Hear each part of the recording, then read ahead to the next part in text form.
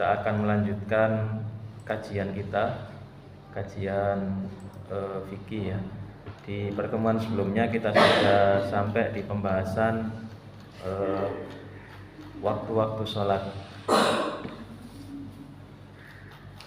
Jadi di pertemuan sebelumnya kita sudah masuk ke pembahasan pertama tentang syarat sahnya sholat, kemudian yang kedua adalah waktu pelaksanaan sholat.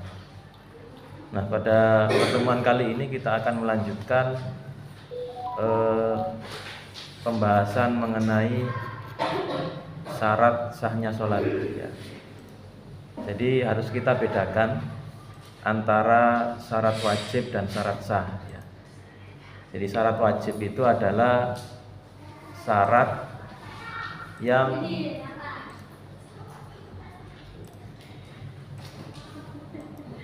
ketika syarat-syarat itu terpenuhi maka seseorang wajib melaksanakan sholat. Sehingga ketika syarat itu tidak terpenuhi maka seseorang tidak wajib ya, tidak wajib melaksanakan sholat. Hanya saja apakah ketika seseorang tidak wajib melaksanakan sholat ya, belum memenuhi syarat wajib, kemudian dia melaksanakan sholat, apakah sholatnya kemudian sah? Nah, ini ada pembahasan secara rinci di kalangan para ulama ya. Sebenarnya bukan hanya sholat saja ya. Jadi syarat wajib suatu ibadah itu kan ada di semua ibadah, hampir semua ibadah. Mulai sholat, puasa, kemudian zakat, dan juga haji. Ya, seperti yang sekarang rame dibicarakan di medsos. Itu ada haji yang baru usia berapa bulan? Ya 2 bulan. Haji siapa namanya? Citaring. Bahkan ada guyonan katanya haji itu ada dulu 3 macam. Nah, sekarang itu ada tambahan 1 lagi. Kalau haji itu kan kita kenal ada tamattu, ada ifrad, ada qiron. Nah, sekarang ada haji tarik tambahan. Jadi baru 2 bulan sudah haji. Nah, seperti itu berarti kan memang anak usia 2 bulan itu kan belum mukallaf ya. Belum mukallaf artinya ketika melaksanakan suatu ibadah maka dia memang tidak wajib. Nah, tetapi apakah sholatnya sah atau tidak? Nah, itu para ulama membahas bahwa tetap sah sholatnya ya, tetap sah sholatnya, sehingga nanti ketika dia balik, apa yang dia lakukan selama dia belum balik itu bisa menjadi tabungan bagi dia. Ketika dia melaksanakannya sebelum balik, ketika balik maka ibarat orang nabung itu sudah punya deposit gitu ya di tabungannya yang nanti akan bermanfaat bagi dirinya. Begitu pula dulu juga sudah kita bahas ya, sempat kita bahas mengenai amalan orang-orang kafir, amalan kebaikan orang kafir. Jadi selain ibadah ya, misalnya ada orang kafir bantu orang lain, menolong orang lain, kemudian dia berbuat baik kepada orang lain. Ketika dia masuk Islam, apakah amalan-amalan itu bermanfaat bagi dia atau tidak? Nah, itu kalau pendapatnya Syekh Wahab Az-Zuhaili, menurut mayoritas ulama itu bermanfaat bagi dia. Nah, meskipun dulu ketika dia melakukannya itu masih kafir, tapi karena perbuatannya itu perbuatan baik yang bermanfaat bagi orang lain, maka Allah pun akan membalas perbuatan tersebut.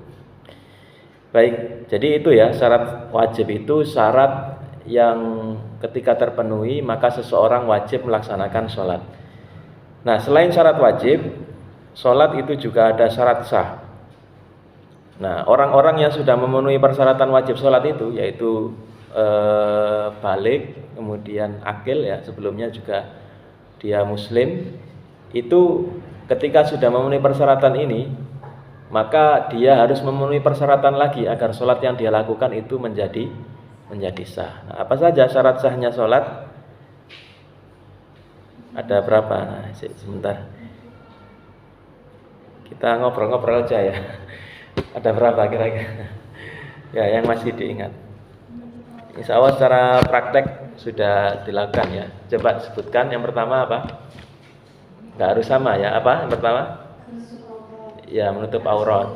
Ya, kemudian yang kedua, ya wudhu itu berarti suci ya, suci dari hadas kecil dan hadas besar ya, tidak hanya wudhu saja. Nah, salah satunya adalah dengan wudhu, atau kalau hadas besar dengan mandi besar. Kemudian apalagi yang ketiga?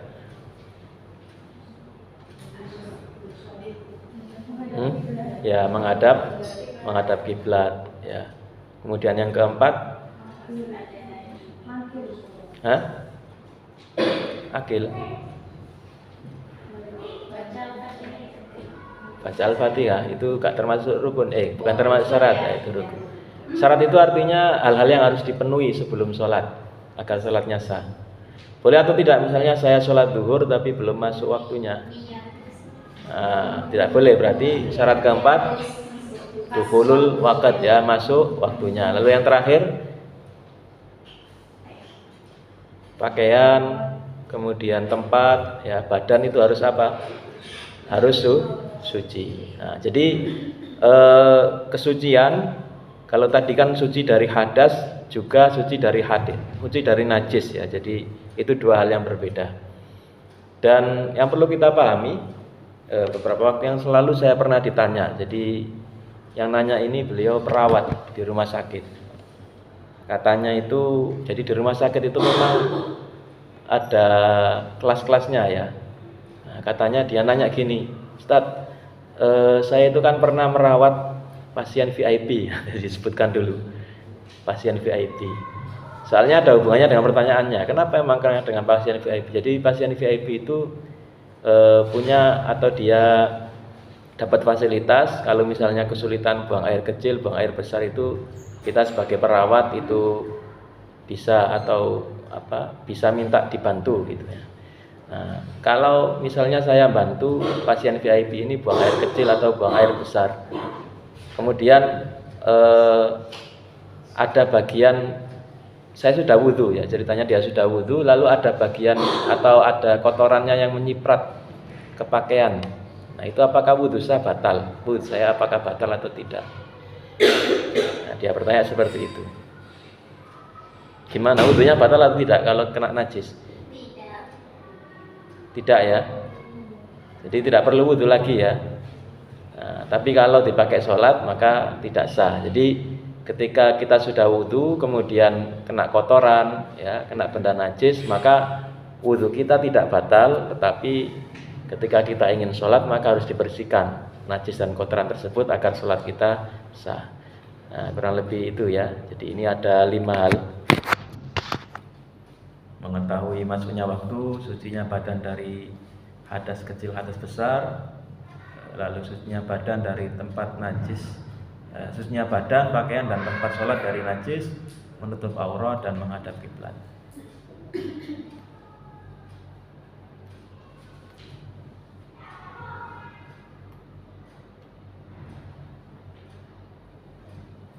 Nah, ini sebenarnya ada yang lain ya. Ini tapi kalau ini yang disepakati ulama, nah ini yang diperselisihkan para ulama.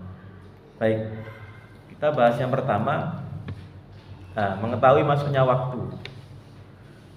Jadi ini merupakan salah satu syarat sahnya sholat ya, karena sholat itu sudah ditentukan kewajibannya berdasarkan waktunya.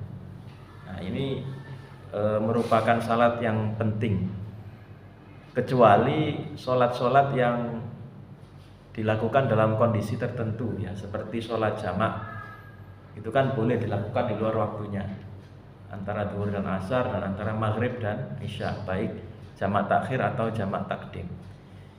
Nah, teknis mengetahuinya baik secara yakin, dugaan kuat, melalui adzan yang dilakukan oleh muadzin yang teliti dan terpercaya, ijtihad, jam yang valid, tanda alam atau indikator-indikator lainnya. Nah, ini cara kita memastikan waktu sholat itu ya dengan perantara-perantara. Tetapi perantara yang alami ya, yang tidak bisa, yang pasti ada gitu ya, tidak bisa dihilangkan, itu adalah pertanda waktu-waktu alam ya, tanda-tanda alam ya, seperti kemarin sudah kita bahas ya, salat zuhur itu ketika matahari sudah tergelincir, kemudian salat asar ketika bayangan suatu benda itu sama ya, sama panjangnya dengan bendanya, kemudian salat maghrib itu ketika tenggelamnya matahari, lalu salat isya ketika apa?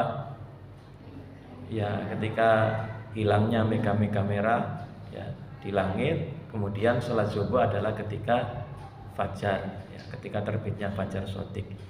Nah, itu tanda-tanda alam ya, dan cara mengetahuinya yaitu dengan dugaan kuat, melalui adzan ya. Adzan juga bisa sebagai penanda waktu sholat. Kemudian melalui jam dan seterusnya. Nah, ketika tanda-tanda tersebut tidak ada, maka kita harus berijtihad. Ya, misalnya kita tersesat di tempat tertentu, ya kita cari tanda-tanda alam yang ada. Bisa pakai kompas dan seterusnya. Nah, ini untuk mengetahui masuknya waktu sholat. Baik, kemudian yang kedua adalah sucinya badan dari dua hadas, baik hadas kecil ataupun hadas besar. Nah, ini sebagaimana yang dibahas dalam bab thaharah. Allah berfirman, ya ayyuhalladzina amanu idza qumtum ilas sholati. Nah, ini ada kata idza qumtum ilas sholati. Kalau dalam bahasa Arab, qumtum ini fi'il madhi ya, fi'il yang menunjukkan pekerjaan masa lalu. Tetapi kalau sebelumnya dikasih idza, itu maknanya menjadi makna yang akan datang ya. Jadi bukan idza taqumu, itu tidak ada seperti itu di bahasa Arab. Tata bahasa Arab ya, ketika setelah idza itu kan jika. Itu harus fi'il madhi, tapi maknanya itu makna yang akan datang ya. Idza qumtum, jika kamu hendak melaksanakan sholat, apa yang harus kita lakukan? Faghsilu wujuhakum wa aydiyakum ilal marafiqi wamsahu bi ru'usikum wa arjulakum ilal ka'bain. Nah, ini kan wudu ya. Secara ringkas, ketika kamu akan sholat maka wudulah. Wa idza kuntum junuban fatahharu. Kalau kamu dalam kondisi junub, fatahharu, maka bersucilah. Ya, fatahharu di sini maknanya adalah apa? Mandi, ya, mandi besar. Wali qauli sallallahu alaihi wasallam, la yaqbalullahu sholatan bighairi tahurin. Allah Subhanahu wa taala tidak menerima salat bighairi tahur, tanpa disertai dengan bersuci. Nah, kemudian lebih jelas lagi, la yaqbalullahu sholata ahadikum idza ahdatsa hatta yatawaddo. Allah tidak menerima sholat salah satu di antara kalian ketika berhadas hatta yatawaddo, ya, sampai dia berwudu. Maka wudu ini merupakan salah satu syarat mutlak ya, syarat sahnya sholat yang mutlak. Nah, problemnya adalah kadang kita lupa. Misalnya ada orang dia sudah wudu ya. Misalnya tadi saya zuhur tadi sudah wudu. Kemudian saya beraktivitas masuk waktu asar. Nah, saya ragu apakah tadi wudu saya sudah batal atau belum. Kalau dalam kondisi seperti ini gimana hukumnya? Apakah dia wajib wudu atau dianggap dia sudah berwudu karena tadi sudah yakin sudah wudu?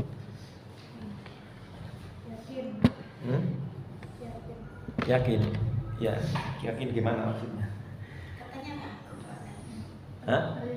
Jadi gini, dia sudah yakin kalau dia tadi wudu ya. Yang ragu itu wudunya batal atau tidak. Nah, apakah orang dalam kondisi seperti ini wajib wudu lagi ataukah ya sholat saja, kan tadi sudah yakin kalau wudu? Kalau keraguannya lebih besar, lebih wudu. Keraguannya sudah lebih besar.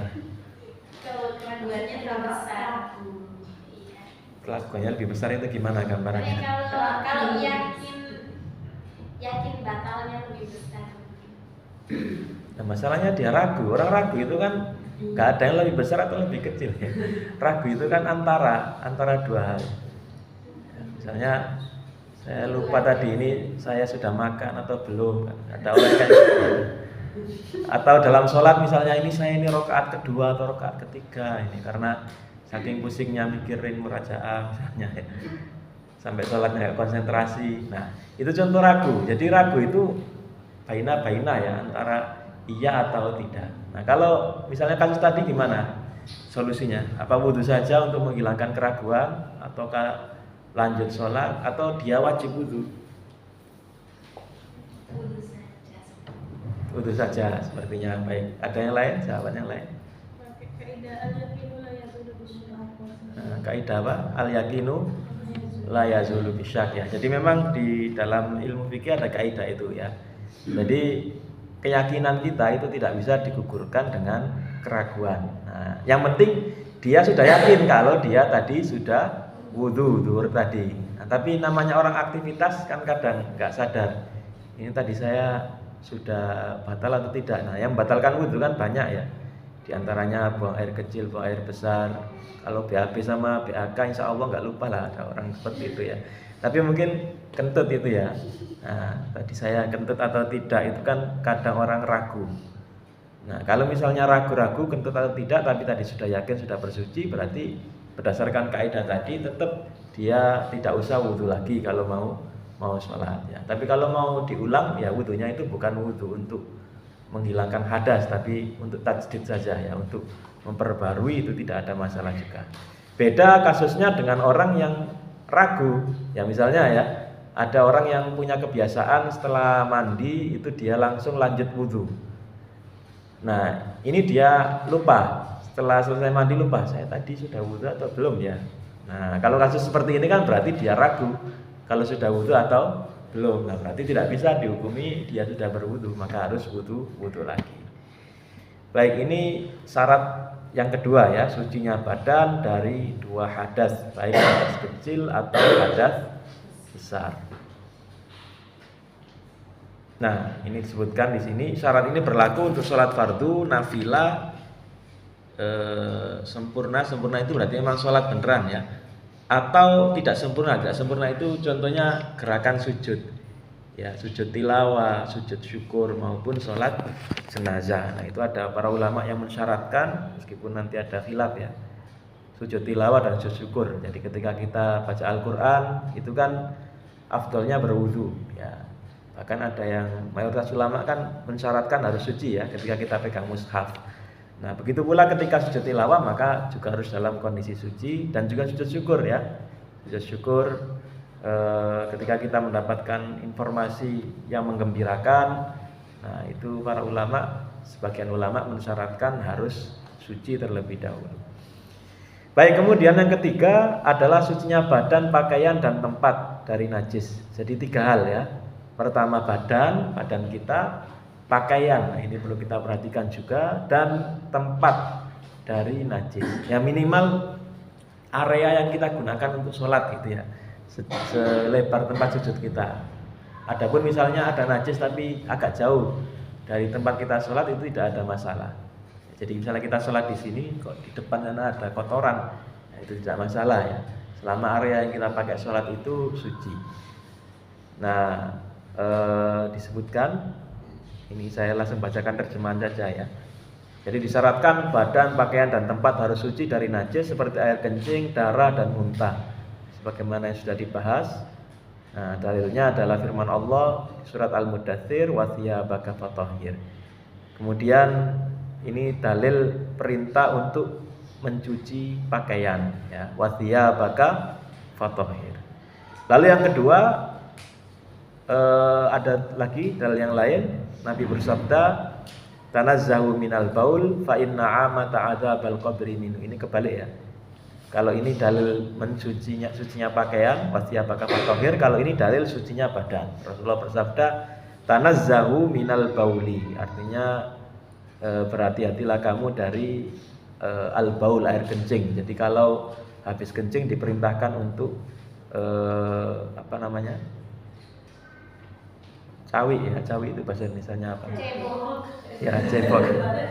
Kenapa harus seperti itu? Fa inna amata adzabal qabri minhu. Karena umumnya azab kubur itu berasal darinya. Maksudnya adalah orang setelah kencing, setelah buang air